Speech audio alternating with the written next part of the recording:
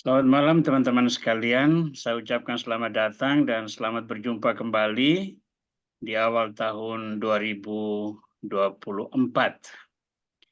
Kita mengawali program KKS kita kali ini masih dengan Zoom online. Kami belum berhasil menyatukan offline dengan online bersama-sama sesuai dengan janji.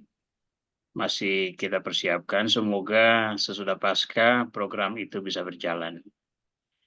Sebelum kita mulai acara kita, mari kita berdoa bersama-sama. Dalam nama Bapa dan Putra dan Roh Kudus. Amin. Firman-Mu pelita bagi kakiku ya Tuhan dan terang bagi jalanku, sebab Engkaulah jalan, kebenaran dan hidup. Kami percaya bahwa kasih karunia-Mu senantiasa menaungi dan menuntun kami, sehingga kami boleh terus merenungkan firman-Mu, meresapkan pesan-pesan-Mu ke dalam hati kami, dan menanggapinya dengan sepenuh hati, agar firman-Mu menjadi pedoman bagi langkah kehidupan kami, memberikan peneguhan dan inspirasi dalam pelayanan, agar kami boleh terus membagikan kasih Tuhan kepada banyak orang di sekitar kami. Berkati kami malam ini, berkatilah juga seluruh rangkaian acara kami serta teknologi yang kami pergunakan, agar dapat melayani acara ini dengan sebaik-baiknya. Semoga semuanya ini akhirnya bermuara pada tujuan hidup kami, yakni demi kemuliaan nama-Mu dan demi keselamatan sesama kami. Tuhan, sertailah kami dengan berkat. Kemuliaan kepada Bapa dan Putra dan Roh Kudus, seperti pada permulaan, sekarang selalu, dan sepanjang segala abad. Amin. Baik teman-teman sekalian, malam ini materi pembahasan akan dibawakan oleh Romo Yonas dengan tema orang Yahudi dan kitab suci mereka di dalam kitab suci orang Kristen. Baik, tidak perlu memperpanjang waktu, mari kita serahkan forum sepenuhnya kepada Romo Yonas untuk menghantar kita dalam refleksi malam ini. Romo Yonas, silakan.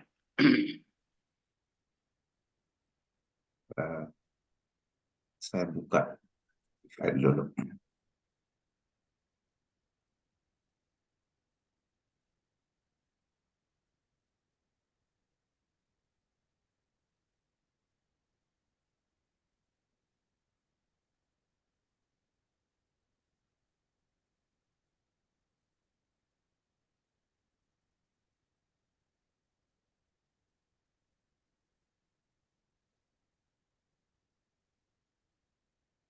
Baik, Romo Aurel, Bapak Ibu, Saudara-saudari, terima kasih sudah bergabung dalam Zoom kita. Sebelum kita masuk ke perjanjian lama yang akan kita padukan hybrid, offline dan online, kita selama beberapa pertemuan akan membahas tema-tema yang mengantar kita untuk masuk ke perjanjian lama, tetap ada kaitan dengan perjanjian baru. Jadi boleh dikatakan tema-tema antara. Baik, malam hari ini kita akan membahas secara khusus satu dokumen. Ya, ini dokumennya. Masih dalam bahasa Inggris, belum diterjemahkan. Sebenarnya ini saya membagikan presentasi saya sebenarnya. Salah satu tugas itu presentasi soal ini. Itu yang pertama. Yang kedua, akhir-akhir ini isu tentang orang-orang Yahudi itu ya boleh dikatakan ditanggapi secara beragam. Lalu yang ketiga, sebentar lagi kita akan merayakan Paskah dan kisah sengsara yang akan kita baca itu Jumat Agung dari Injil Yohanes. Salah satu bagian yang penting dari dokumen ini adalah tentang itu. Maka baik perlu kita memahami bagaimana orang-orang Yahudi dan kitab suci mereka juga ada dalam kitab suci kita. Sebenarnya ini lebih tepat, meskipun Christian Bible, tapi judul lebih tepat kitab suci orang Kristen. Baik, buku ini 224 halaman, ya tebalnya. Baik, kita berusaha untuk 1 jam ini bisa memahami isi dari buku ini. sebagai tambahan dalam gereja ada kategori-kategori dokumen. Yang pertama itu dokumen kepausan, itu banyak kategorinya. Yang kedua dokumen konsili, lalu yang ketiga dokumen kuria. Nah, komisi-komisi di Vatikan itu boleh kategorinya masuk di kategori yang ketiga, dokumen kuria, dan yang terakhir itu dokumen dari para uskup. Baik, buku ini diimprimatur dan nilobstat oleh Kardinal Joseph Ratzinger yang kemudian menjadi Paus Benediktus ke-16. Kita tahu Paus Benediktus itu seorang teolog yang sangat brilian, dan dengan brilian pula ia memotori dokumen ini. Baik. Pengantar, konteks dari buku ini, dokumen ini, dan juga konteks kita sekarang. Ya. Relasi orang Kristen dan orang Yahudi itu mengalami pasang surut dari zaman ke zaman. Kadang baik, kadang tidak. Di satu sisi ada ikatan, kedekatan spiritual antara keduanya. Di sisi lain ada tragedi-tragedi dalam sejarah yang merenggangkan ikatan tersebut. Ya, Nazi misalnya. Nanti pada bagian terakhir, moto dialog antara orang Yahudi dan orang Kristen, bagian itu disebut. Jadi ada pasang surut. Satu sisi ya ada dekat, saling menolong, tapi di sisi lain ada tragedi-tragedi kemanusiaan yang merenggangkan ikatan tersebut. Maka ada beberapa pertanyaan utama yang diajukan oleh Joseph Kardinal Ratzinger atau Paus Benediktus XVI dalam dokumen ini. Yang pertama, relasi macam apa yang dibangun oleh orang Kristen dengan orang Yahudi? Yang kedua, dapatkah orang-orang Kristen dengan hati nurani yang baik masih mengakui warisan perjanjian lama? Dan yang ketiga, apakah perjanjian baru sendiri menyumbang permusuhan terhadap orang-orang Yahudi? Jadi ada 3 pertanyaan yang mendasari dokumen ini. Baik, kita akan dalami ya bagian-bagian penting dari dokumen ini untuk membantu pemahaman kita tentang relasi kita dan orang-orang Yahudi dan kitab mereka.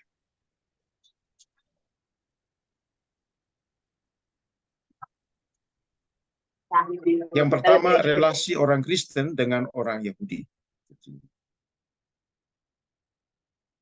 Pertama, Injil orang Kristen disusun sebagian dari kitab-kitab suci. Itu Paulus katakan kitab-kitab suci dalam Roma 1:2 itu menunjuk kepada kitab-kitab sucinya orang Yahudi, ya, yang oleh orang Kristen disebut perjanjian lama. Tapi orang Yahudi ya tidak menyebut kitab mereka dengan perjanjian lama. Mereka menyebutnya dengan Tanakh, yaitu gabungan dari kitab Taurat Musa dengan kitab para nabi, Tanakh. Orang-orang Yahudi tidak pernah menyebut kitab suci mereka dengan perjanjian lama. Karena istilah itu nuansanya buruk, seolah-olah mau menunjukkan bahwa yang lama itu sudah tidak berlaku. Ya, jadi itu perlu kita perhatikan. Ya. Lalu dari mana istilah itu, perjanjian lama?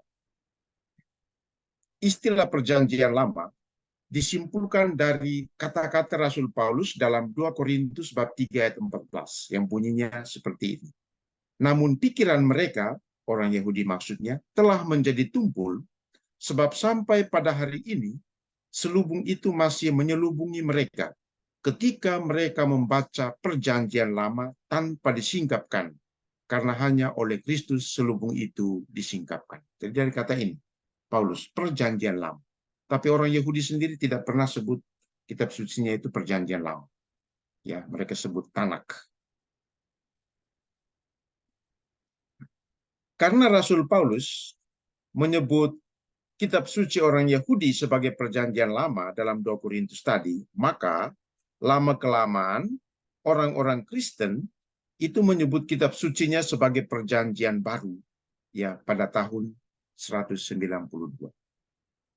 Jadi dimulai dari tahun 192. Jadi ya, mungkin ini juga kalau kita katakan kepada orang-orang, sebagian orang Yahudi mungkin mereka tidak terima ya. Kami tidak pernah menyebut kitab kami Perjanjian Lama. Ya, jadi itu catatan yang perlu kita ketahui. Alasan yang kedua, relasi yang dibangun antara Yahudi dan Kristen adalah karena kitab suci orang Kristen juga terdiri dari kumpulan tulisan yang meskipun mengungkapkan iman kepada Kristus Yesus, namun menempatkannya dalam hubungan yang erat dengan kitab suci Yahudi. Koleksi kedua ini, sebagaimana kita ketahui, disebut Perjanjian Baru sebagai ungkapan yang berhubungan dengan Perjanjian Lama. Jadi ada kaitan antara Perjanjian Lama dan Perjanjian Baru. Maka dalam salah satu bagian dari buku ini dikatakan membaca Perjanjian Baru itu orang tidak akan bisa mengerti dengan baik kalau tidak membaca Perjanjian Lama.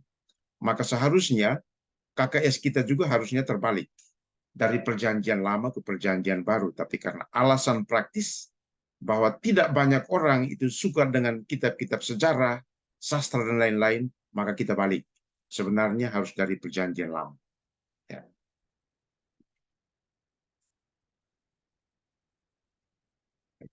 Ada pembagian bab dari buku ini.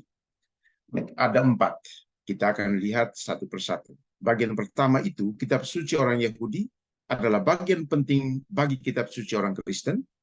Yang kedua, tema-tema pokok dalam kitab suci orang Yahudi dan penerimaannya dalam iman akan Kristus. Yang ketiga, orang-orang Yahudi dalam Perjanjian Baru. Dan yang keempat, kesimpulan. Nah, setelah kesimpulan ada tambahan yang tidak terdapat dalam dokumen ini, tetapi alangkah baiknya kita ketahui karena itu adalah lanjutan dari dialog antara orang Kristen dan orang Yahudi.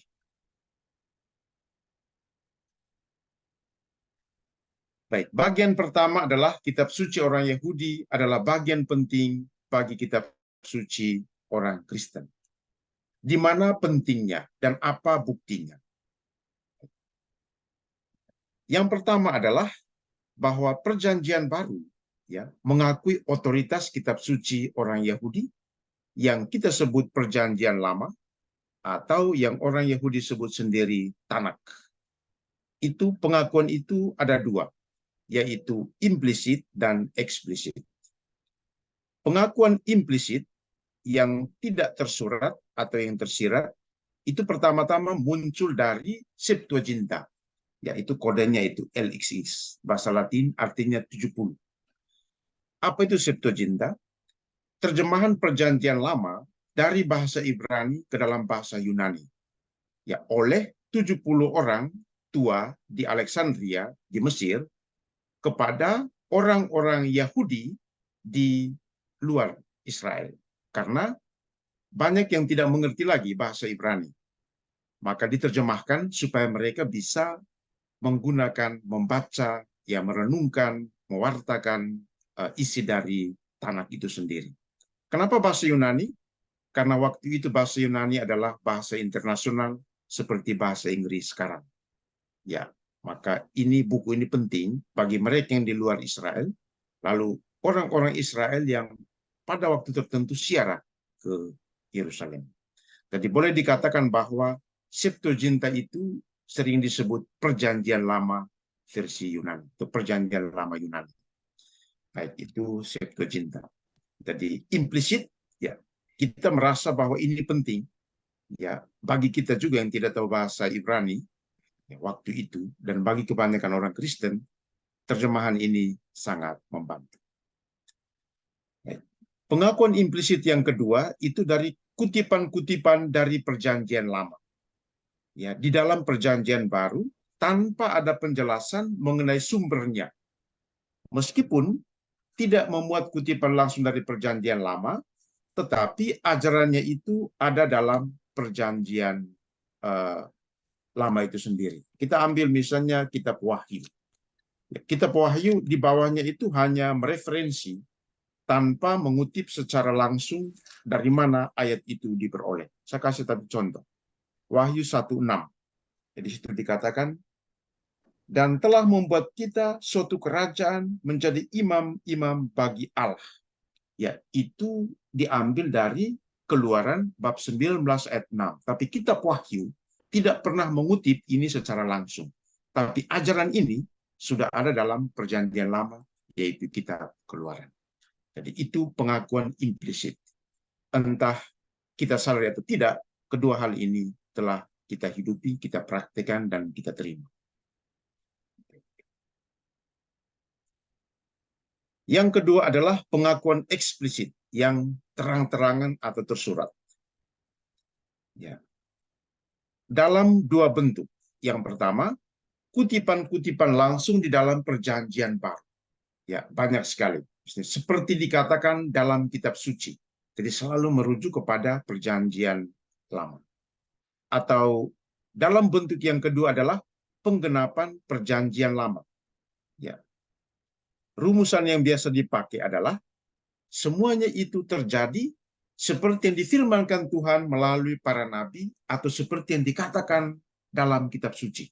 Ya, salah satu contoh itu adalah narasi tentang kelahiran Yesus dalam Injil Matius. Jadi itu untuk menggenapi ramalan dalam kitab Yesaya bab 7 ayat 11 bahwa seorang darah itu akan mengandung dan melahirkan seorang anak.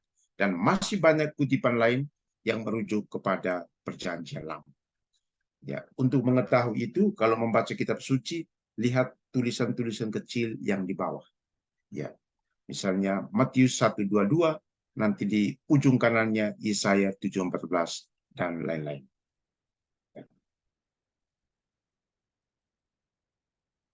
Bagian yang kedua adalah tema-tema pokok dalam kitab suci orang Yahudi dan penerimaannya dalam kitab suci dalam kaitan dengan akan iman akan Kristus. Ya, jadi ada tema-tema pokok dari kitab suci Tanak yang kita terima, tetapi dilihat dalam iman akan Kristus. Apa saja tema-tema itu? Bagian pertama, gereja mendalami kaitan antara Perjanjian Lama dengan Perjanjian Baru dengan menggali tema-tema pokok di dalam keduanya. Apa saja tema-tema itu? Yang pertama, iman kepada Allah. Dalam Perjanjian Lama maupun Perjanjian Baru, kita mengimani Allah yang Allah itu esa. Dalam Ulangan, ya, Allah itu esa diajarkan kembali oleh Yesus dalam Injil Markus. Yang kedua, Allah pencipta segala sesuatu. Itu diajarkan oleh Yesus dalam Markus 13:19 dan khususnya penciptaan manusia itu Matius 19 ayat 4. Ya, itu dari Kejadian bab 1 ayat 1. Jadi kita percaya bahwa Allah itu menciptakan segala sesuatu sama. Ya. Kita juga, kedua kitab ini juga percaya bahwa Allah berbicara kepada manusia. Ya. Dalam Perjanjian Lama, Allah berbicara kepada manusia melalui banyak cara. Itu misalnya ya melalui tanda-tanda alam, ya, bunyi angin dari dalam awan, melalui semak duri yang bernyala. Ya, tetapi Allah tidak pernah menunjukkan wajahnya secara langsung. Jadi, melalui banyak cara. Sedangkan dalam Perjanjian Baru, ini salah, harusnya PL, Allah berbicara melalui Yesus putranya. Kalau kita baca pembuka surat kepada orang Ibrani, diserahkan setelah berabad-abad Allah berbicara melalui berbagai cara. Pada masa ini ia berbicara melalui Yesus Kristus putranya. Tetapi pada intinya, baik Perjanjian Lama maupun Perjanjian Baru percaya bahwa sepanjang sejarah Allah itu selalu mengkomunikasikan dirinya kepada manusia. Jadi iman kepada Allah yang esa, Allah sebagai pencipta segala sesuatu, Allah yang berbicara kepada manusia dalam konteks tertentu. Ya. Selain itu, ya, kedua kitab ini dan kita percaya hal yang sama, bahwa Allah itu pembebas dan penyelamat. Dalam perjanjian lama, ya, Allah yang adalah pembebas itu dilihat pertama-tama mulai dari pembebasan umat Israel dari Mesir, yang dikatakan itu tempat perbudakan, dan Allah menuntun mereka keluar ke suatu negeri yang baik dan luas, suatu negeri yang berlimpah-limpah susu dan madunya. Jadi Allah pembebas. Pada masa pembuangan, ya, seorang nabi yang tidak diketahui identitasnya dengan jelas, tapi disebut Deutero Yesaya, itu mewartakan itu Allah sebagai pembebas dan penyelamat. Ketika orang Israel kehilangan tanahnya, kehilangan bait Allahnya, dan dibawa ke pembuangan, Deutero Yesaya tampil dan mewartakan bahwa suatu waktu itu Allah itu akan membebaskan dan menyelamatkan. Dan masa setelah itu, ya, banyak sekali kepercayaan pribadi dalam kitab Mazmur dan kitab-kitab yang lain, ya, bahwa Allah itu sebagai pembebas secara pribadi. Tetapi kemudian nanti pada puncaknya, Perjanjian Lama juga percaya bahwa suatu waktu Allah akan membebaskan mereka dari kesalahan. Jadi tidak hanya dari penderitaan fisik, yaitu perbudakan di Mesir, tetapi puncak dari pembebasan dan penyelamatan Allah itu akan terjadi ketika Ia membebaskan manusia dari dosa. Itu dalam Perjanjian Lama. Dalam Perjanjian Baru, ya, kita juga percaya akan Allah sebagai penyelamat dan pembebas. Sejak awal, misalnya Injil Lukas sudah menyebut Yesus itu penyelamat, ya, dan namanya sendiri itu diberi nama Yesus karena Lukas mencatat Ia akan membebaskan umatnya. Begitu juga dalam Injil Matius. Dari nama maupun peran, Perjanjian Baru sejak awal sudah mempercayai Allah sebagai penyelamat dan pembebas. Dalam Perjanjian Lama, ini perbedaannya, Allah menggunakan manusia untuk menyelamatkan manusia, menggunakan Musa untuk menyelamatkan umatnya, ya, dan banyak menggunakan nabi-nabi serta tokoh-tokoh dalam Perjanjian Lama. Dalam Perjanjian Baru, Allah tidak menggunakan manusia seperti Musa dan yang lain-lain, tetapi Allah sendiri yang menyelamatkan manusia, ya, dalam diri Yesus yang juga adalah Allah, karena Dialah yang menyelamatkan umat manusia dari dosa. Bagian-bagian ini nanti akan kita pahami nanti bagaimana orang-orang Kristen, orang-orang Katolik itu menerima Perjanjian Lama. Ya, melalui pemahaman seperti apa kita menerima Perjanjian Lama. Jadi tetap ada persamaan, tetapi tetap juga ada perbedaan, penekanan dalam kaitan dengan iman akan Yesus.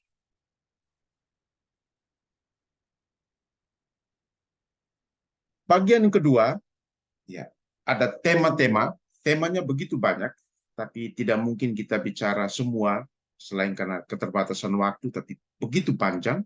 Saya ambil beberapa tema sebagai contoh bagaimana pengaruh kitab suci orang Yahudi itu juga masuk ke dalam kitab suci kita. Tema pokok yang kedua adalah tentang manusia, keagungan dan kerapuhannya. Dalam Perjanjian Lama, manusia itu agung atau mulia karena Allah menciptakan manusia menurut gambarnya. Dan Allah melihat segala yang dijadikan itu sungguh sangat baik. Ini dalam tata bahasa namanya redundant, pendobelan. Sudah sungguh sangat baik.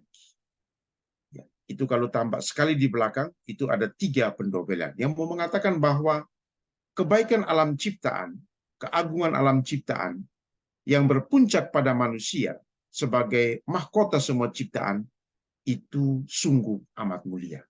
Karena manusia diciptakan menurut gambar Allah. Jadi sebagus-bagusnya binatang atau tumbuhan itu tidak bisa menggantikan, ya, kedudukan manusia yang adalah mahkota dari ciptaan yang diciptakan sesuai dengan gambar Allah sendiri. Tetapi pada saat yang sama, perjanjian lama juga menyadari bahwa manusia itu selain agung dan mulia, ia juga rapuh. Karena Tuhan Allah membentuk manusia dari debu tanah. Ya, debu tanah yang mudah terhapus, yang mudah pecah, yang mudah hancur.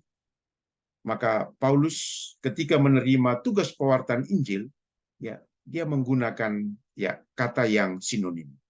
Harta ini kami punya dalam bejana tanah liat, ya, yang mudah rapuh, yang mudah pecah, supaya nyata bahwa kekuatan kami bukan berasal dari diri kami, tetapi dari Allah. Debu tanah yang mudah hancur, yang mudah rapuh. Nah, bukti kerapuhan manusia itu adalah kejatuhan di Taman Eden. Itu bukti dari perjanjian lama. Bahwa sehebat-hebatnya manusia, dia tetaplah makhluk yang rapuh.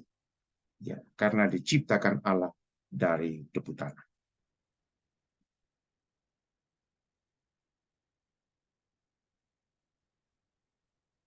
Bagaimana perjanjian baru? Dalam perjanjian baru, khususnya Injil, kemuliaan dan keagungan manusia itu terlihat dari perhatian Allah kepada manusia yang melebihi burung di udara atau bunga di ladang. Maka Allah katakan, jangan terlalu cemas, ya, kamu jauh lebih berharga daripada burung-burung di udara dan bunga di ladang. Jadi Allah itu memperhatikan. Maka kalau kita terlalu cemas, terlalu khawatir, dan itu menguasai kita, maka kita bisa kemudian sampai pada keyakinan bahwa Allah itu seolah-olah tidak peduli dengan kita. Jadi manusia itu agung karena Allah memperhatikannya lebih daripada semua ciptaan lain. Ya. Manusia itu agung karena ia memiliki hati yang berbelas kasih seperti Tuhan.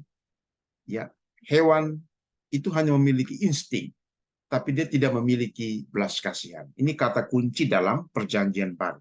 Splagna, splagnisomai Yunaninya. Itu menunjuk kepada apa itu splagna. Kata ini banyak digunakan. Itu menunjuk kepada organ-organ penting dari binatang atau manusia, yaitu jantung, hati, paru-paru, dan ginjal. Itulah splagna, pusat emosi, pusat simpati dan belas kasih manusia. Jadi mulia karena binatang dan tumbuhan tidak punya belas kasih. Ya, hanya manusia. Manusia itu mulia karena dia sempurna seperti Tuhan. Ya, sempurna. Salah satunya ketika dia mengampuni, ya, dia menjadi sempurna. Ya. Makhluk rohani, jadi bukan hanya makhluk jasmani, yang hidup bukan dari roti saja, tetapi dari setiap firman yang keluar dari mulut Allah. Jadi kita tidak seperti ciptaan lain yang hanya memerlukan makanan jasmani untuk kepentingan tubuh, tetapi kita adalah makhluk rohani. Dan itulah yang membedakan kita dari ciptaan yang lain.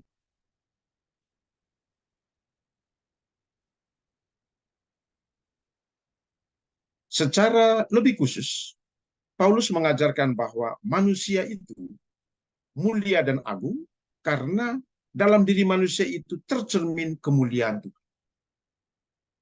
Jadi kita itu cerminan kemuliaan Tuhan. Kalau kita mau hidup sesuai dengan ya cerminan kemuliaan Tuhan dalam diri manusia menurut teologi Paulus, maka dimanapun dan kapanpun kita berada, kita berusaha untuk menunjukkan kemuliaan Tuhan itu. Baik lewat pikiran, perkataan, dan perbuatan kita. Dan puncak dari keagungan manusia, menurut teologi Paulus adalah pada waktunya nanti, ya kita memakai rupa dia yang surgawi. Yaitu pada waktu kebangkitan badan. Kita memakai rupa Tuhan yang surgawi. Jadi manusia yang duniawi akan ditinggalkan, pada waktu itu kita akan memakai rupa Allah yang surgawi. Jadi ini yang tidak ditemui dalam ciptaan-ciptaan yang lain.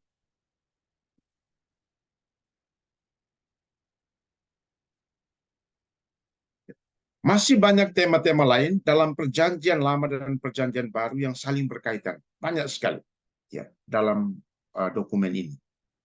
Seperti pemilihan Israel, ya. Bagaimana pandangan perjanjian lama tentang Israel sebagai bangsa terpilih. Tapi juga bagaimana dalam perjanjian baru. Meskipun kata ini, pemilihan Israel itu tidak ada dalam perjanjian baru, tetapi ada kata-kata yang serupa yang menunjukkan bahwa kita juga orang-orang terpilih. Itu tema yang lain. Tema yang lain lagi adalah tentang perjanjian. Ya. Apa konsep perjanjian dalam perjanjian lama? Apa pandangan perjanjian baru tentang perjanjian itu sendiri? Tema yang lain adalah tentang hukum. Ya. Dalam perjanjian lama, hukum diberikan melalui para nabi. Dalam perjanjian baru, melalui Yesus. Dan ditulis dalam hati. Dalam perjanjian lama, dalam gulungan kitab atau roh batu. Dalam perjanjian baru, hukum itu diberikan Allah karena rohnya ditulis dalam hati. Dan melalui Yesus. Tema lain adalah doa tentang hari raya, tentang Yerusalem, tentang bait Allah. Perjanjian lama maupun perjanjian baru juga memiliki pandangan tentang itu. Ada begitu banyak kesamaan. Inilah tema inilah yang juga memungkinkan kita untuk pergi ke Israel, untuk mengunjungi Yerusalem, untuk mengunjungi tempat-tempat kudus di sana, untuk merayakan hari-hari raya mereka, tetapi diberi penekanan sesuai dengan iman Kristiani. Contoh, hari raya Paskah. Itu hari raya dalam orang Yahudi. Kalau orang Yahudi merayakan Paskah sebagai peringatan akan pembebasan dari Mesir, kita merayakan Paskah untuk mengenang pembebasan umat manusia oleh Yesus dari dosa. Jadi tetap ada kesinambungan meskipun ada penekanan yang berbeda. Tentang janji-janji Allah. Ya. Tentang keturunan Abraham. Orang Yahudi keturunan Abraham, kita juga menyebut diri keturunan Abraham. Tentang tanah terjanji. Ya. Dalam kitab Wahyu itu disebut Yerusalem baru. Ya. Perjanjian lama, tanah terjanji, pusatnya Yerusalem. Pemerintahan Allah dan keselamatan kekal. Kalau kita punya banyak waktu, semua tema ini bisa dibahasakan. Inilah tema-tema dalam perjanjian lama dan perjanjian baru yang sangat berkaitan satu sama lain, selain tema tentang Allah, tema tentang manusia.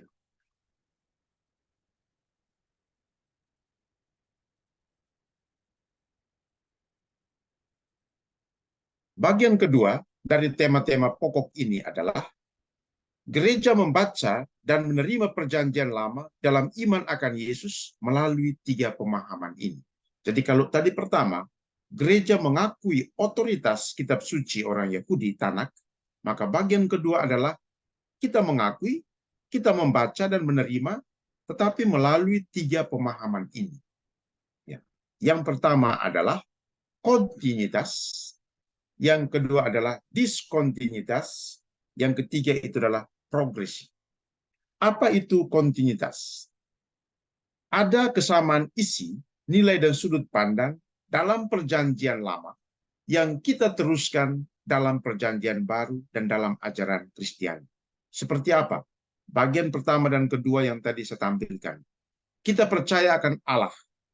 Allah yang esa, Allah yang pencipta alam semesta, Allah penyelamat dan pembebas. Itu contoh kontinuitas. Kita teruskan tanpa memotong atau menghilangkan satu bagian pun. Tentang manusia, kontinuitas. Kita terima sampai hari ini. Tetapi juga ada hal-hal yang kita sebut diskontinuitas, yaitu perubahan, penghilangan, atau penekanan secara berbeda sesuai dengan iman akan Yesus. Contohnya apa? Kitab Imamat menulis soal halal dan haram, makanan dan lain-lain. Halal dan haram dan halal tidak kita teruskan soal makanan, karena Yesus ketika berbicara tentang apa yang menajiskan, dia katakan semua makanan itu halal. Jadi mau makan apa saja, itu tidak ada soal untuk kita. Itu diskontinuitas. Kita tidak meneruskan larangan itu. Contoh yang kedua adalah peran dan fungsi imam dalam perjanjian lama. Kalau membaca ketentuan-ketentuan imam dalam perjanjian lama, wah itu luar biasa itu. Ya. Itu apalagi imam agung. Itu tidak kita teruskan, tetapi kita memberi penekanan yang berbeda, teristimewa dalam surat kepada orang Ibrani, yang merujuk kepada Yesus sebagai imam agung dan model bagi para imam. Jadi imamnya tetap, tetapi penekanannya berbeda. Bagi yang sudah ikut surat Ibrani akan paham apa beda imam perjanjian lama dengan imam perjanjian baru. Kalau imam perjanjian lama betul-betul dikuduskan dalam arti dipisahkan supaya tidak tercampur dengan orang lain, maka pakaian mereka juga khusus. Mereka tinggal di tempat yang khusus yang tidak boleh bercampur dengan orang biasa. Ada begitu banyak larangan, ya peraturan yang mereka harus taati. Imam perjanjian baru yang kiblatnya adalah Yesus, justru sebaliknya. Dipisahkan dalam arti supaya ia menjadi sama dengan manusia. Dengan demikian, imam perjanjian baru harus menyatu dengan umatnya. Harus ikut merasakan suka duka perjuangan hidup mereka.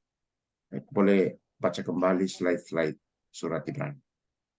Jadi ada yang dihilangkan, ada yang dirubah, ada yang diberi penekanan yang berbeda sesuai dengan iman akan Kristus. Diskontinuitas. Yang berikut adalah progresi. Pengembangan pengertian dari teks perjanjian lama, semangat dan peristiwa, dan kini dibaca dalam terang iman Kristiani. Contohnya apa? Dalam perjanjian lama, orang Yahudi disebut sebagai orang-orang pilihan Allah. Ya. Kita dalam perjanjian baru tetap memakai orang-orang pilihan, tetapi konteksnya berbeda.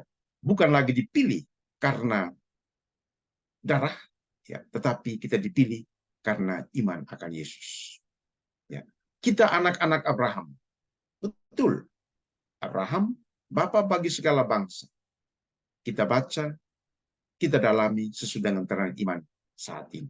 Dan masih banyak contoh lain soal progresi. Jadi ada kontinuitas, ada hal yang kita teruskan, ada diskontinuitas, ada hal yang tidak kita teruskan, kita hilangkan, kita rubah, beri penekanan yang berbeda, ada progresi, ada hal dari perjanjian lama, ajaran maupun praktek yang kita teruskan tetapi kita beri pemahaman baru. Itu namanya progresi.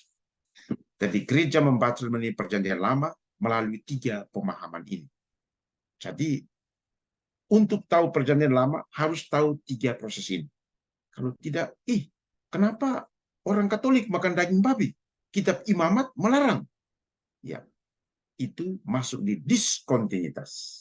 Tidak kita teruskan. Karena Yesus katakan semua makanan halal. Baik. Jadi untuk masuk perjanjian lama nanti 3 ini perlu diingat. Kontinuitas, diskontinuitas, dan progresi.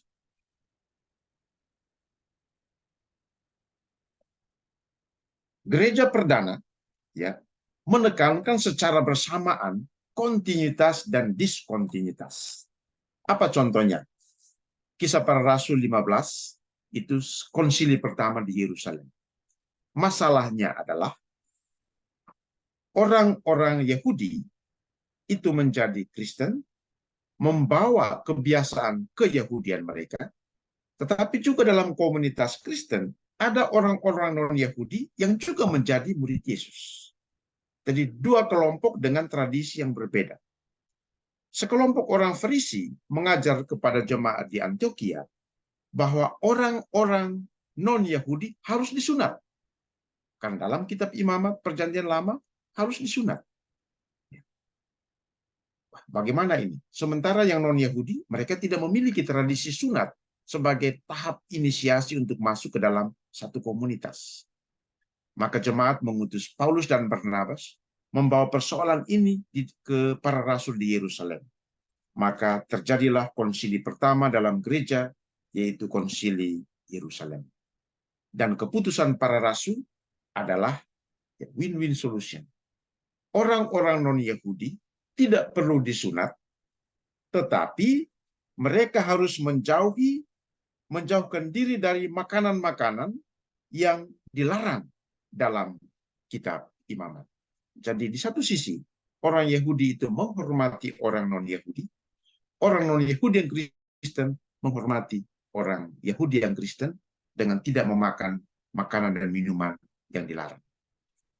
Jadi ini contoh dari gereja perdana yang secara bersamaan menekankan kontinuitas dalam perjanjian baru, sementara kelompok lain menekankan diskontinuitas dalam perjanjian baru.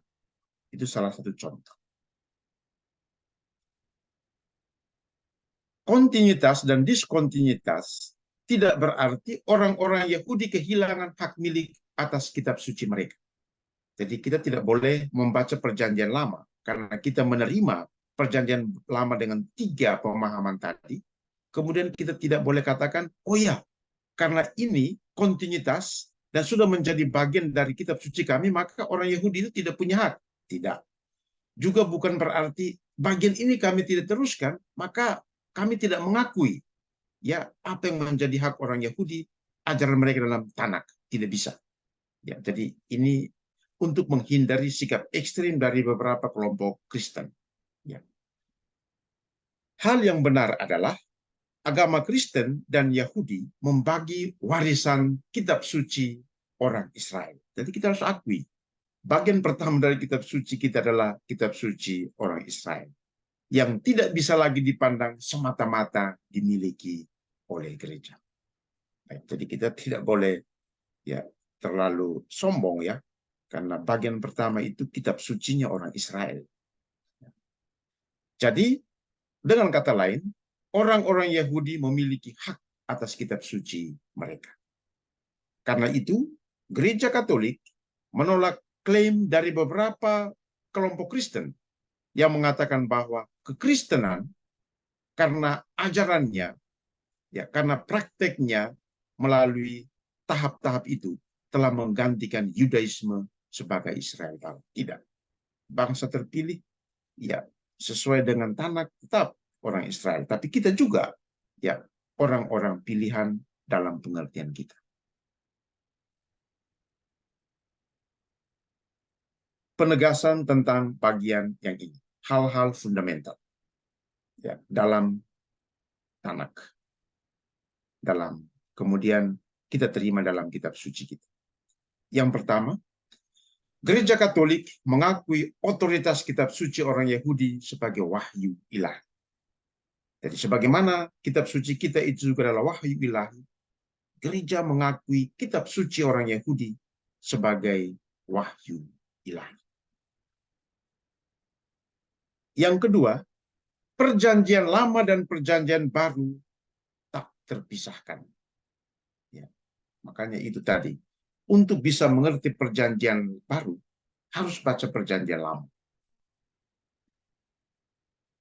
Harus pelajari perjanjian lama. Dua-duanya tidak bisa dipisahkan. Tanpa perjanjian lama, perjanjian baru akan menjadi kitab yang tidak dapat dipahami, seperti tanaman yang dicabut dari akarnya dan ditakdirkan untuk mengering dan lain. Jadi tanpa perjanjian lama, kita tidak mungkin memahami perjanjian baru. Seperti kita tercabut dari akar. Akarnya adalah Yudaisme, agama Yahudi. Akarnya adalah perjanjian lama yang mencapai kepenuhannya dalam perjanjian baru.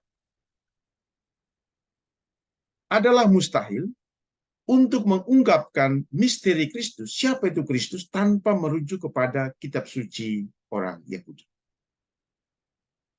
Karena itu, ya, bagian praktis dari 3 poin ini adalah kita perlu mempelajari Yudaisme, agama Yahudi, ya, dengan segala tradisi dan sejarah mereka yang terus berkembang lebih dari 2000 tahun lalu setelah kelahiran Yesus sampai hari ini.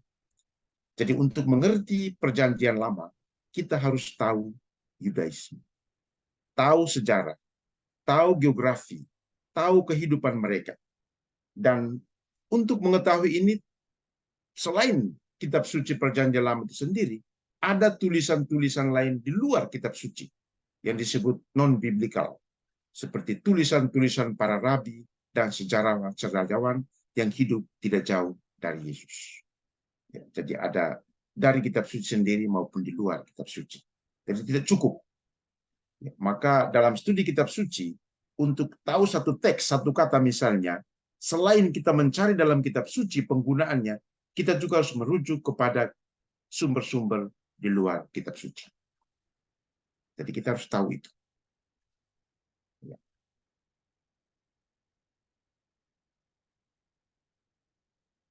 Baik. Bagian ketiga adalah orang-orang Yahudi di dalam perjanjian baru. Bagian ini panjang, ya, dari Injil sendiri, dari surat-surat Paulus, dan juga dari kitab-kitab yang lain. Tetapi pada kesempatan ini, saya hanya mengambil dua dari Injil, yaitu satu dari sinoptik Injil Matius dan satu dari Injil Yohanes, ya, yang salah satu bagiannya berkaitan dengan kisah sengsara Yesus yang akan kita dengar pada Jumat Agung.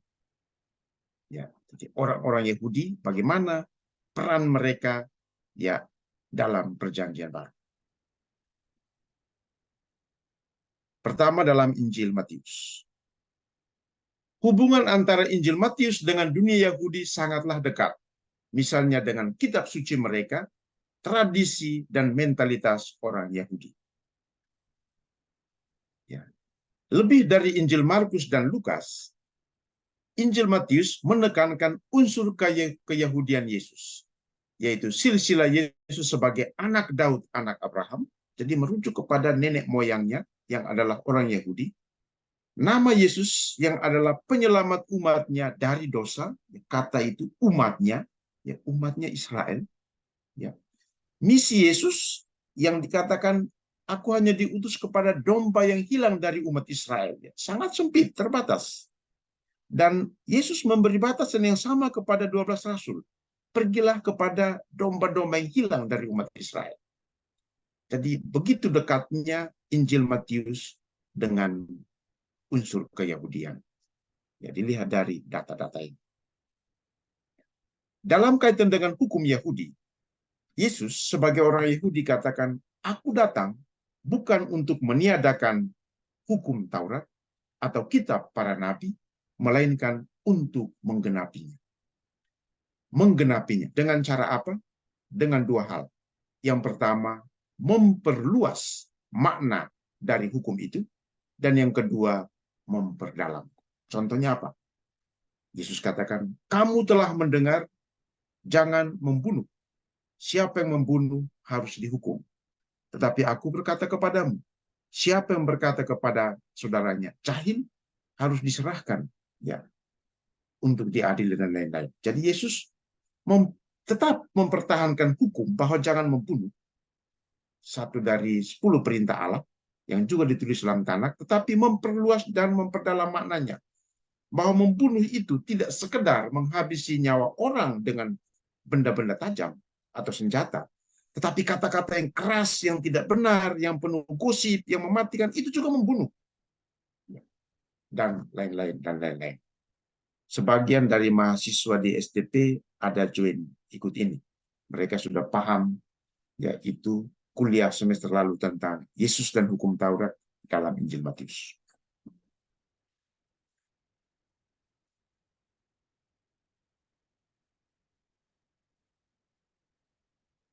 Meskipun Injil Matius menunjukkan kedekatan dengan unsur keyahudian, tetapi di sisi lain ada sisi buram, tanda kutip, yaitu kita membaca bahwa komunitas Kristen itu akhirnya menjaga jarak dari komunitas Yahudi yang tidak percaya kepada Yesus. Jadi mulai ada konflik dalam Injil Matius.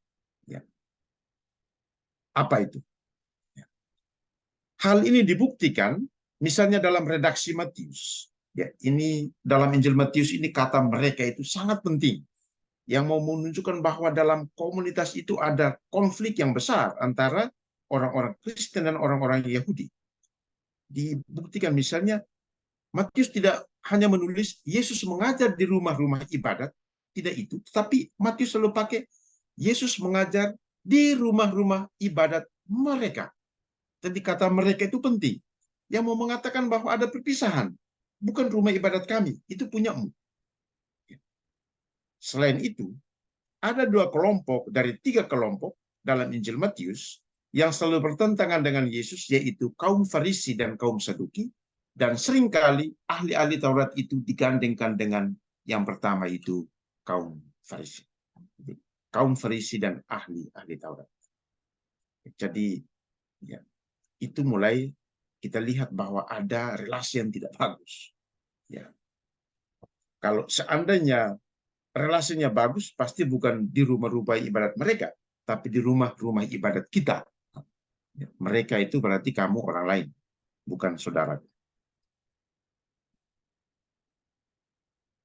Yesus juga meramalkan bahwa murid-muridnya akan dicambuk di rumah-rumah ibadat Yahudi dan dianiaya dari kota ke kota.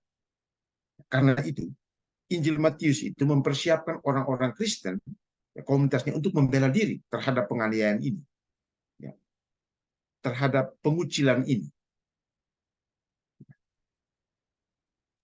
Tetapi ya, ketika kita membaca ini, ya, situasi kini sudah sangat berubah. Ya. Maka polemik dalam komunitas Matius yang terjadi dulu tidak lagi mengganggu relasi kita dengan orang Yahudi. Dengan demikian, aspek kontinuitas dalam arti persahabatan itu harus dan perlu diutamakan. Jadi itu pertanyaan yang ketiga dari Paus Benediktus. Apakah perjanjian baru itu turut menyumbang anti-Yahudi? Sebagian kelompok Kristen yang sangat fanatik itu menggunakan kitab suci, dasar-dasar ini untuk membenci orang-orang Yahudi. Maka nanti pada bagian terakhir, bagaimana cara kita membaca kitab suci kita supaya tidak semakin menumbuhkan anti-Yahudi.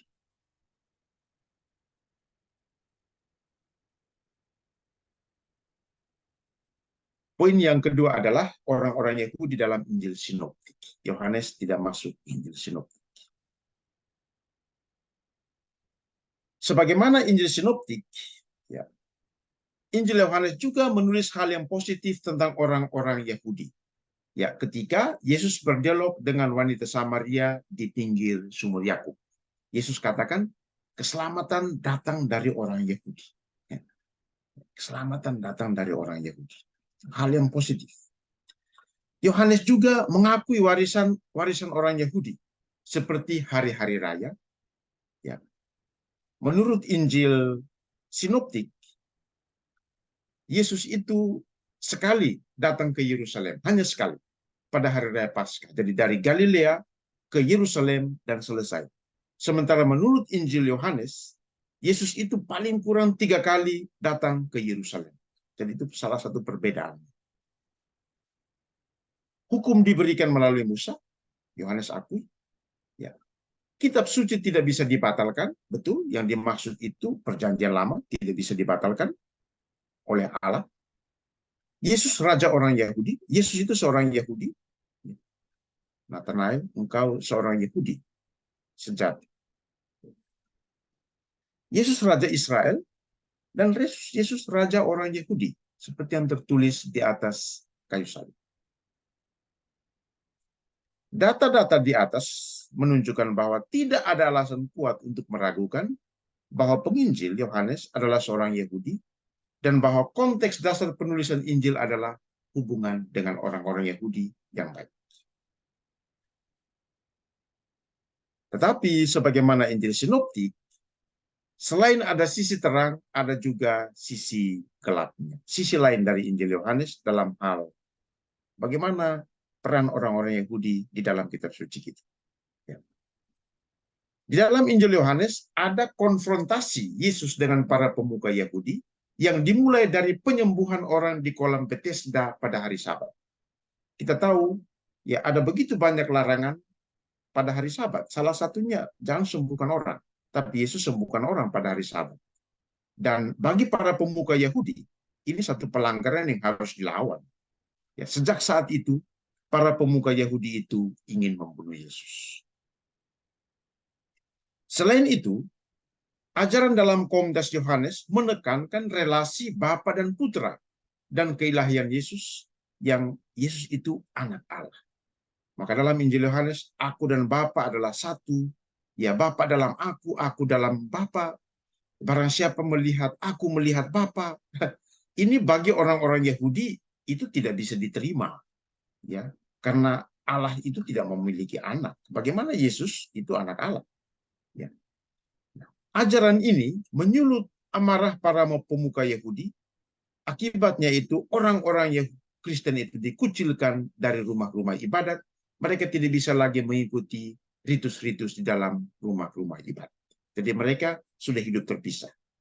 Nah, alasan Yesus yang adalah anak Allah, inilah yang menjadi alasan utama dalam Injil Yohanes mengapa Yesus itu dihukum mati. Menghujat Allah. Dan dalam kitab Imamat, orang yang menghujat Allah harus dihukum mati.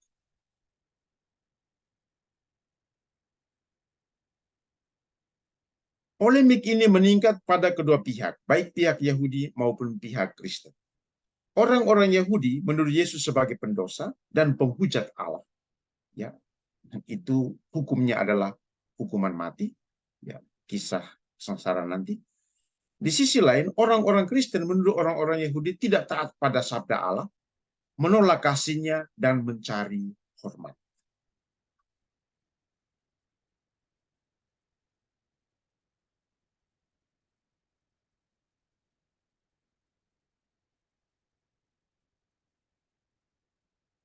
Bagaimana penilaian kita terhadap uh, peranan orang Yahudi dalam Injil Yohanes? Ya, bagian ini penting supaya kita bisa memahami kisah sengsara pada hari Jumat dengan benar. Baik. Dalam kisah sengsara, Yohanes menyebut orang-orang Yahudi. Sedangkan Injil Sinoptik itu menyebut pemuka Yahudi, yaitu imam-imam kepala, tua-tua bangsa Yahudi, ahli-ahli Taurat, dan mahkamah agama. Jadi orang-orang Yahudi, kita kalau tidak membacanya dengan baik, membandingkannya dengan ayat-ayat lain dalam Yohanes, kita memiliki kesan bahwa semua orang Yahudi dari zaman dulu sampai sekarang bertanggung jawab atas kematian Yesus. Ya, itu kalau tidak dibaca dengan baik. Sedangkan Injil Sinoptik itu menyebut kelompok yang khusus bahwa tidak semua orang Yahudi, tetapi hanya imam-imam kepala, tua-tua bangsa Yahudi, ahli-ahli Taurat, dan mahkamah agama. Jadi hanya yang bos-bosnya saja. Yang dimaksud oleh Yohanes dengan orang-orang Yahudi adalah pemuka Yahudi, yaitu imam-imam kepala dan orang-orang Farisi. Jadi Yohanes memang memakai orang-orang Yahudi, tapi yang dia maksud adalah imam-imam kepala dan orang-orang Farisi yang ada pada ayat yang lain. 5:18, 18:12, 18:3. Secara historis dapat dikatakan bahwa dari pemakaian kata itu, bahwa hanya sebagian kecil orang Yahudi yang hidup sezaman dengan Yesus yang memusuhi dia, dan sejumlah kecil orang yang bertanggung jawab karena menyerahkannya kepada penguasa Romawi, dan lebih sedikit lagi yang menginginkan dia dibunuh karena alasan agama, yaitu menghujat Allah. Namun, kita juga harus setia pada teks kitab suci. Jangan karena untuk persahabatan, lalu kita menutup mata terhadap teks. Kita juga harus setia. Bahwa ada fakta lain. Bahwa tuntutan orang pemuka-pemuka itu diteruskan oleh orang-orang Yahudi pada umumnya yang mendukung pembebasan Barabas dan meminta supaya Yesus disalibkan. Nah, karena itulah yang menjadi alasan kenapa Yohanes menggunakan ungkapan umum orang-orang Yahudi. Karena sebagian besar orang Yahudi itu mendukung putusan para pemuka mereka.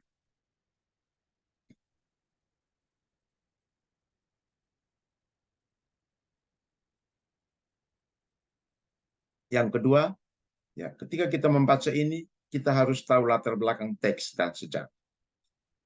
Kita perlu memahami dengan baik teks, konteks historis teks, dan polemik yang terjadi di dalamnya. Dalam studi kitab suci, ada metode yang harus dikuasai yang namanya metode historis kritis. Itu harus lulus pertama, baru bisa kembangkan metode yang lain. karena teks ini ditulis dengan bahasa yang asing kepada satu umat, kelompok umat yang hidup ribuan tahun jauh dari kita dengan pengalaman budaya, sosial, politik, dan agama yang berbeda dari kita. Maka kita harus tahu konteks historis dari teks dan apa yang terjadi di situ.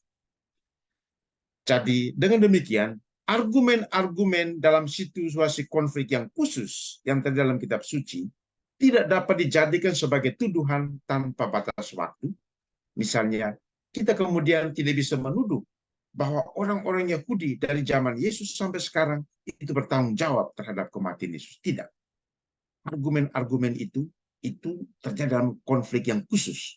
Dan kita harus mengerti konteks historis, teks, dan polemik yang terjadi di dalam.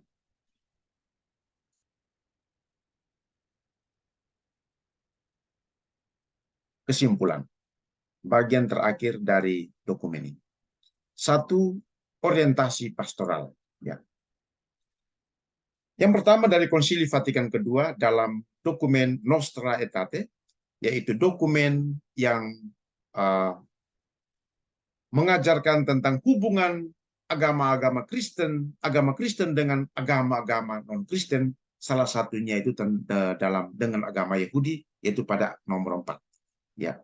Konsili Vatikan Kedua dalam hubungannya dengan agama Yahudi mengajarkan, konsili suci bermaksud mendorong dan menganjurkan saling pengertian dan saling penghargaan antara keduanya, Kristen dan Yahudi. Dan itu terwujud terutama melalui studi kitab suci dan teologi dan dialog persaudaraan. Jadi melalui studi kitab suci itu kita sudah membangun hubungan, karena bagaimanapun kita akan studi tentang perjanjian lama, Tanak, teologi, dan dialog persaudaraan. Yang kedua dari Paus Yohanes Paulus II, ya, dalam dokumen yang sama. Ya, ketika berkunjung ke sinagoga Mainz tahun 1980 di Jerman, ia mengatakan, perjumpaan antara umat Allah perjanjian lama yang tidak pernah dibatalkan oleh Allah dan perjanjian baru adalah dialog internal dalam gereja kita. Serupa dengan dialog antara umat Allah yang pertama, yaitu orang Yahudi, yang serupa dengan itu antara bagian pertama dan kedua dari kitab suci. Jadi dialog kita dengan umat Yahudi itu adalah dialog yang sama seperti kita menggunakan perjanjian lama mereka, Tanak mereka, sebagai bagian dari kitab suci kita. Bagian pertama Tanak, bagian kedua perjanjian baru. Jadi kita berdialog melalui dialog persaudaraan dan dialog kitab suci. Yang kedua, waktu mengunjungi sinagoga di Roma tahun 1986, Paus Yohanes Paulus II mengatakan, Gereja Kristus menemukan hubungannya dengan Yudaisme, dengan merenungkan misterinya sendiri. Agama Yahudi tidak bersifat ekstrinsik bagi kita, namun dalam arti tertentu, agama tersebut bersifat intrinsik bagi agama kita. Oleh karena itu, kita mempunyai hubungan dengannya yang tidak kita miliki dengan agama lain manapun. Orang-orang Yahudi adalah saudara kesayangan kami, dan dalam arti tertentu bisa dikatakan sebagai kakak tertua kami. Jadi mereka itu elder brothers, saudara tertua, kakak tertua. Karena mereka lah yang pertama-tama menerima wahyu Allah. Itu di mana dalam doa umat Maria hari Jumat Agung, salah satu doa umat adalah kita mendoakan orang-orang Yahudi karena mereka lah orang-orang pertama yang menerima wahyu Allah, kakak tertua.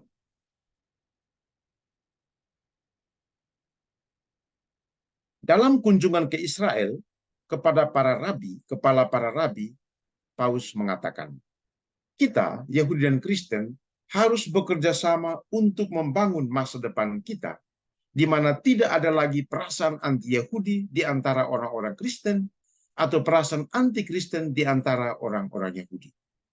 Kami memiliki banyak kesamaan. Kita bisa berbuat banyak demi perdamaian, demi dunia yang lebih manusiawi dan penuh persaudaraan.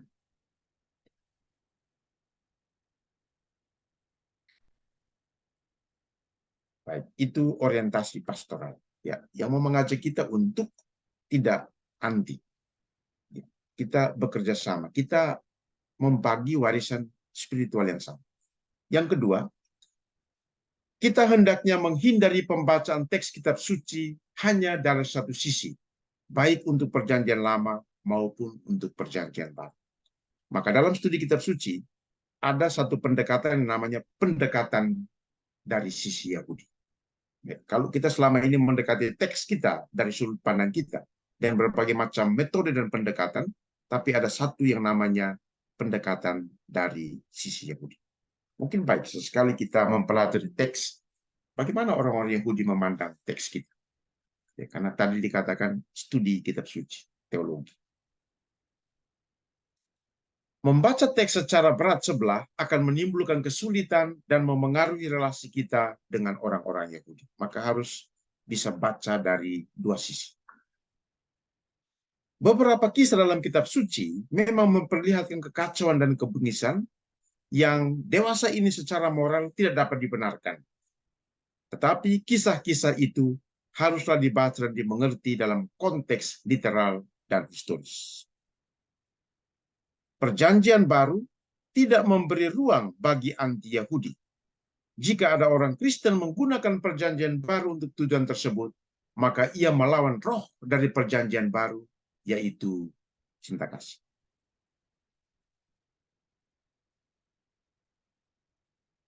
Yang ketiga, ini ada di luar dokumen ini, tetapi bagian yang penting dalam relasi ini, yaitu berkatalah benar, atau Ibraninya namanya dabru emet. Dabru emet adalah pernyataan orang-orang Yahudi tentang kekristenan pada akhir tahun 90-an yang ditandatangani lebih dari 170 rabi dan akademisi Yahudi dalam kaitan dengan relasi antara orang Kristen dan Yahudi.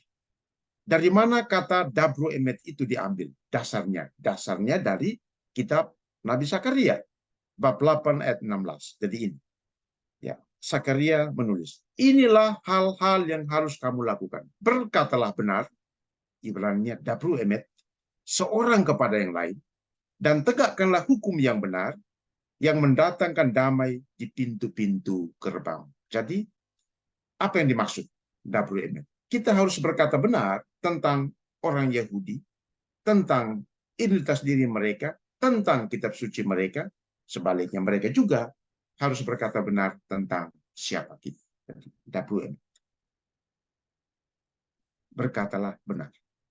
Ini juga boleh menjadi pegangan kita setiap hari ya, supaya tidak suka bohong-bohong, manipulasi cerita, tidak suka gosip, tidak suka menyebar berita-berita tidak benar, hoax dan lain-lainnya. Dabru emet.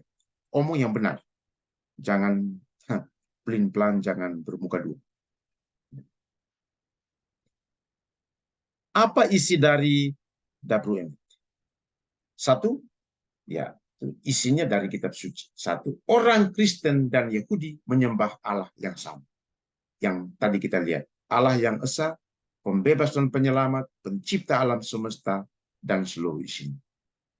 Yang kedua, orang Yahudi dan Kristen mencari otoritas dari buku yang sama, yang kita sebut kitab suci, yang bagi orang Yahudi disebut Tanak, dan orang Kristen disebut perjanjian lama. Orang Kristen dapat menghargai klaim Israel atas tanah Israel. Kita bisa kunjung Israel, tanah suci, karena relasi yang baik, karena ada ikatan spiritual. Orang Yahudi dan Kristen menerima prinsip-prinsip moral dari hukum Taurat. Ya, prinsip-prinsip moral pasti. Jangan membunuh, jangan mencuri, jangan berbohong, dan lain-lain sebagainya. Hidup yang benar, ya, dan masih banyak. Kita terima. Nazi bukanlah fenomena Kristiani. Jadi itu bukan kebiasaan orang Kristiani, tapi urusan yang lain, politik dan lain-lain. Yang keenam, perbedaan-perbedaan yang tidak dapat didamaikan secara manusiawi antara orang Yahudi dan Kristen tidak akan terselesaikan sampai Tuhan menyelamatkan dunia sebagaimana dijanjikan dalam kitab suci. Jadi kita tidak boleh memaksakan supaya semuanya sama. Ya, tidak akan. Kita tunggu. Ya, sampai nanti Tuhan sendiri yang mendamaikan itu pada waktunya nanti. Yang berikut, relasi baru antara orang Kristen dan Yahudi tidak akan melemahkan praktek orang Yahudi. Jadi kalau misalnya kita katakan kami tidak makan lagi makanan ini dalam kitab Imamat, itu tidak berarti bahwa orang Yahudi tidak perlu praktekkan. Tidak, mereka tetap melanjutkan. Dan yang terakhir, orang Yahudi dan Kristen harus bekerja sama untuk keadilan dan perdamaian. Ya. Itulah isi WMF, ya, relasi Yahudi dan Kristen. Terima kasih.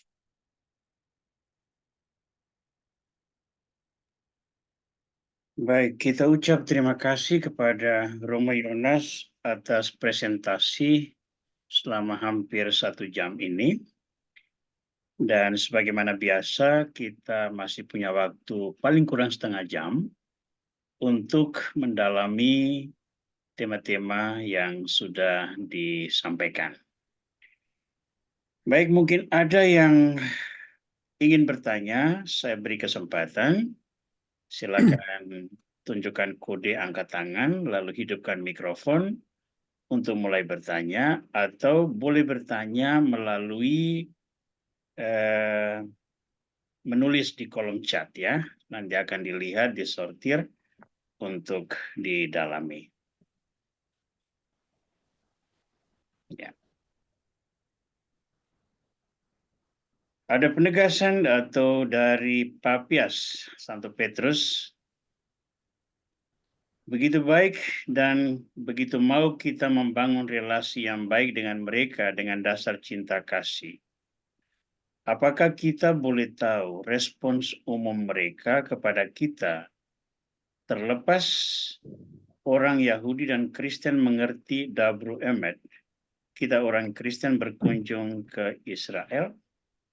Baik, mungkin Pak Pias mungkin bisa beri penjelasan sedikit apa yang ingin ditanyakan di sini sebetulnya.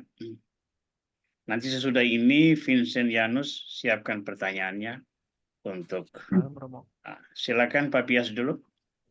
Maksudnya terlepas mereka mengerti WMED atau tidak, respon mereka ke kita orang-orang itu seperti apa ke orang-orang nuansa Nasrani? umum ya. Baik, respons umum. Baik, silakan Yonas mungkin ada. Baik, pasti yang namanya respons itu kan tidak mungkin bisa sama ya. Begitupun kita. Ya, kita orang Kristen juga mungkin memandang orang Kristen dengan dua kacamata yang berbeda. Ada yang memandangnya baik, ada yang memandangnya tidak. Maka dokumen ini salah satu tujuannya itu untuk mencerahkan pikiran kita agar kita tidak menjadikan kitab suci itu sebagai dasar untuk membenci orang Yahudi. Jadi itu salah satu tujuan. Oke, jadi itu satu. Yang kedua, pasti respon mereka kalau Pak Papias lihat di YouTube, ya ada yang sangat bagus, tetapi ada juga yang tidak. Tetapi itu tidak mewakili satu kelompok yang namanya orang Yahudi. Itu adalah tanggapan atau reaksi orang secara pribadi. Baik, jadi itu. Tapi sebagai lembaga, pasti tidak. Karena dalam dialog-dialog Kristiani dengan Yahudi, kalau Pak Pias ikuti dokumen-dokumen, ya itu selalu ada peningkatan, ada hal-hal yang baik yang dibahas untuk menjalin relasi yang bagus karena kita membagi warisan spiritual yang sama. Ya, itu ya. Jadi Abraham menjadi, ya orang bilang agama-agama Abrahamik ya, ya Yahudi, Kristen dan Islam. Nah, jadi kita dari Bapa yang sama. Itu ya. Jadi kalau responnya itu negatif misalnya umum, itu pribadi. Sama seperti kita juga. Jadi Pak Pias jangan salah, ada orang Kristen juga yang sangat sangat fanatik ya, dan bisa menjadikan kitab suci itu sebagai dasar untuk ya anti Yahudi. Jadi itu respon pribadi. Oke. Bagaimana berkunjung ke Israel? Sejauh ini sudah beberapa kali saya ke sana, bagus-bagus itu, ya mereka ramah sekali. Ya, yang tadi itu, yang penting kita saling menghormati. Ya, ada hal yang tidak bisa didamaikan, dikatakan biarlah pada waktunya Allah yang akan mendamaikan. Itu tidak bisa dipaksa. Oke. Baik, jadi dalam lingkungan manapun itu selalu ada orang fanatik ya, yang dengan sempit memandang masalah, lalu tapi jangan dilihat itu sebagai satu-satunya ini gambaran umum tentang golongan tersebut. Baik, Pak Vincent tadi mau bertanya. Pak Vincent dulu, baru nanti kita angkat pertanyaan dari Pak Hendra. Silakan Pak Vincent, mohon Baik, dihidupkan terima mikrofonnya. kasih. Kalau boleh wajahnya juga ditampilkan. Siap. Baik, Pak Ter. Oke, Terima kasih untuk silakan kesempatan Pak diberikan Vincent langsung ya. dengan pertanyaan. Pak Ya. Trionas, terima kasih untuk penjelasannya.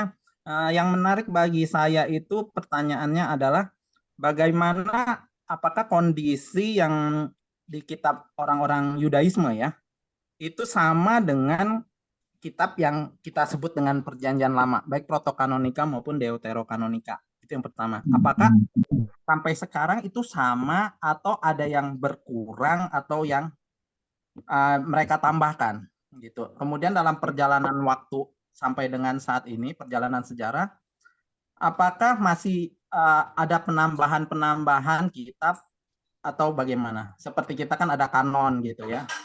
Nah, itu bagaimana? Itu saja. Roda-roba, Abionas. Baik, terima kasih. Sebagaimana Gereja Katolik menetapkan kanon kitab suci, orang-orang Yahudi juga menetapkan kanon kitab suci mereka ya pada tahun 100 di Yamnia. Dan kelihatannya rekan-rekan kita, beberapa denominasi Kristen, itu mengikuti kanonisasi kitab suci ala Yahudi. Ya, baik, yang disebut Tanakh itu adalah kelima kitab Musa dan kitab para nabi. Itu Tanakh yang kita sebut Perjanjian Lama. Nah, kitab-kitab Deuterokanonika yang kita miliki sekarang itu disebut kitab-kitab kedua. Ya, kitab-kitab kedua yang tidak memiliki otoritas sekuat yang kitab-kitab yang pertama, tetapi itu baik untuk bacaan rohani. Alasan kenapa mereka tidak memasukkan ini ke dalam bagian dari kanon mereka, karena kitab-kitab ini tidak ditemukan dokumennya dalam kitab bahasa Ibrani. Jadi syarat pertama masuk dalam kanon Yahudi adalah harus yang berbahasa Ibrani. Oke, baik. Tetapi penemuan laut mati, gulungan laut mati, itu Dead Sea Scrolls itu sedikit merubah pandangan ini. Ya, misalnya sebagian dari kitab Tobit itu ditemukan dalam bahasa Ibrani. Ya, baik, itu yang saya rencanakan nanti pada pertemuan berikut. Bagaimana, apa sumbangan penemuan gulungan laut mati terhadap kitab suci? Kalau Pak Vincent masuk ke museum-museum kitab suci sekarang, dulu itu berhenti di Rasul Paulus. Patungnya dibuat, Paulus menulis. Sekarang ada banyak yang ditambahkan, yaitu gua-gua laut mati dan kitab-kitab. Jadi itu kemudian merubah sedikit studi kitab suci. Baik, jadi itu ya. Jadi apakah ditambahkan? Tahun 100 mereka sudah fix, ya, sudah fix dengan tanah itu. Baik, itu ya. Dan teman-teman kita Protestan sebagian denominasi kelihatannya mengikuti kanonisasi kitab-kitab Yahudi. Baik. Oke, kira-kira begitu ya Pak Vincent. Harap cukup jelas itu. Kita ke pertanyaan Pak Hendra. Kenapa mulai tahun lalu beberapa gereja Katolik tidak mendoakan doa kepada orang Yahudi, mestinya doa bagi orang Yahudi ya Pak Hendra ya, pada malam Paskah? Apakah memang sudah tidak diwajibkan lagi? Mohon pencerahannya, Romo. Yang saya ingat itu pada Jumat Agung. Ya, itu salah satu doa umat Meriah, doa umat yang ketiga kalau tidak salah. Keenam ya? Baik, bagi orang-orang Yahudi. Jadi isinya, marilah kita berdoa bagi orang-orang Yahudi yang pertama-tama menerima sabda Allah. Ya, jadi isinya. Jadi kalau tidak didoakan, itu pasti, ya hampir pasti itu keputusan pribadi imamnya. Tetapi saya, Pater Aurel, meskipun itu ritusnya panjang, saya tetap menyanyikan. Karena itu tadi itu ya, itu juga menunjukkan bahwa kita memiliki warisan iman yang sama dan ya, kita wajib mendoakan. Jadi itu ya, tolong cross check dengan seksi liturginya ya. Karena itu sudah dalam buku resmi, kenapa kita mendoakan dia. Jadi mohon tidak dipotong-potong doa umat itu. Ya, itu Pak Hendra ya. Apa terjadi di Bengkong? Betul Romo. Ya, tolong cross check dengan seksi liturginya dan Romo parokinya ya. Jadi itu salah satu bentuk ya itu ya. Sampai hari ini tidak ada perubahan ya dalam betul, buku Pak. Ya, betul, misalnya Romana itu tetap ada itu. Jadi nanti hari Jumat Agung ini kita tetap doakan itu. Ya, oke. Ya. Ya. Pak Hendra tolong pastikan ke seksi liturginya ya. Jadi misalnya Romanum tidak dirubah, kita wajib. Jadi kalau ada sentimen pribadi itu dikesampingkan. Ya, kita berdoa sebagai satu institusi, sebagai satu agama. Ya itu ya. Oke. Baik, makasih Romo. Satu lagi pertanyaan dari Pak Armiento, apakah perjanjian lama yang dimiliki Kristen dan orang Yahudi mempunyai tafsir yang sama atau berbeda? Kitab sucinya sama dalam isinya, tetapi tafsirnya pasti berbeda. Maka tadi saya katakan ada satu metode tafsir yang namanya metode tafsir dari perspektif Yahudi. Jadi pasti beda. Ya, tidak mungkin sama. Oke. Baik, itu Pak. Ya. Jawabannya singkat begitu ya. Bahannya sama, tafsirnya berbeda-beda. Ya, semoga nanti kita akan terus mendalami dalam program pembelajaran perjanjian lama ini. Mungkin masih ada lagi yang mau bertanya?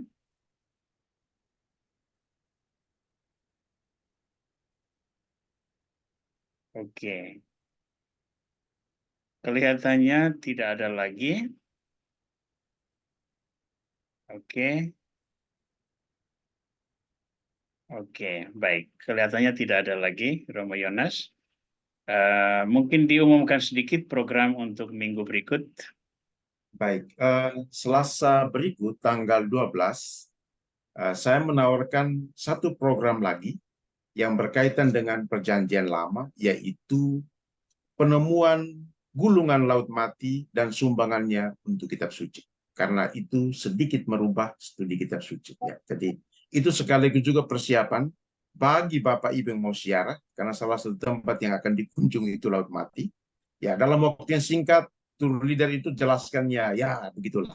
Ya, pendek-pendek. Jadi itu juga satu persiapan bagi yang sudah pernah ziarah, ini semakin memperkaya kenapa tempat dan penemuan gulungan laut mati itu penting untuk perjanjian lama. Baik. Dan untuk iman Kristiani. Baik, itu terima kasih Pak. Baik, kelihatannya sudah tidak ada lagi yang ingin bertanya. Maka saya ucapkan terima kasih banyak untuk kehadiran saudara-saudara semua dalam pertemuan pertama di tahun 2024 ini. Sekurang-kurangnya dalam bulan Maret ini kita akan paling kurang itu ada 3 pertemuan ya saya Romo Yonas ya, karena nanti pertemuan yang terakhir kita mau gunakan untuk melihat hari suci dari teologi Paulus. Ya, itu dia. Jadi Kamis, Jumat, sesudah dan Sabtu. itu kita akan masuk dulu masa Pekan Suci. Kita tidak bisa KKS dalam Pekan Suci tentu saja. Lalu kita lihat sesudah itu bulan April kita akan coba nyatukan program kita. Nanti kalau seandainya kita sudah siap, maka kami akan mengundang teman-teman dari Batam dan seputarnya untuk kembali hadir ke Bible Center. Kita akan fungsikan kembali sentrum pelajar kita tempat ini sambil kita transmisi juga live kepada teman-teman dari berbagai tempat di seluruh Indonesia atau dimanapun supaya boleh ikut live. Selain itu, mulai malam ini semua record dari pertemuan Zoom ini akan kita upload ke YouTube sehingga yang belum sempat mereview boleh mendengarnya lagi untuk lebih memahami keadaan atau penjelasan yang dipaparkan. Kita ucap terima kasih kepada Romo Yonas, terima kasih juga kepada semua teman-teman yang sudah hadir. Mari kita berdoa bersama dan memohon berkat Tuhan. Dalam nama Bapa dan Putra dan Roh Kudus. Amin. Terima kasih Tuhan atas penyertaan dan bimbingan-Mu, atas kasih karunia-Mu sehingga kami boleh terus mendalami firman-Mu sebagaimana yang tertera di dalam kitab suci kami. Kobarkanlah semangat kami untuk terus belajar, teguhkanlah cinta kami untuk lebih memahami pribadi Kristus yang membawa keselamatan, dan doronglah kami untuk mewujudkan pesan-pesan cinta-Mu itu kepada sesama kami. Kiranya acara malam ini memberikan kami kekuatan dan dorongan baru untuk selalu mencari kehendak-Mu dalam hidup kami. Kemuliaan kepada Bapa dan Putra dan Roh Kudus, seperti pada permulaan, sekarang selalu, dan sepanjang segala abad. Amin. Tuhan bersamamu. Dan bersama roh. Semoga saudara-saudara sekalian diberkati oleh Tuhan Yang Maha Kuasa, Bapa dan Putra dan Roh Kudus. Amin. Amin.